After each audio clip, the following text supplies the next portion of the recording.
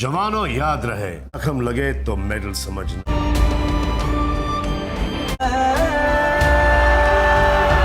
क्या डरना, उसे तो आना। সালমান খান তার নতুন cinema the battle of Galwan এর টিজার প্রথম দিকের ভিডিওর খণ্ড রিলিজ করেছে এবং নেটিজেনদের তা নিয়ে প্রচুর হাইপ ও আলোচনা চলছে। টিজারটি সম্পর্কে টপ হাইলাইটস এই নতুন teaser the battle of Galwan নামে একটি যুদ্ধ ড্রামা সিনেমা যা 2026 সালে 17 এপ্রিল সিনেমা হলে মুক্তি পাওয়ার কথা। সালমানের লুক ও উপস্থিতি।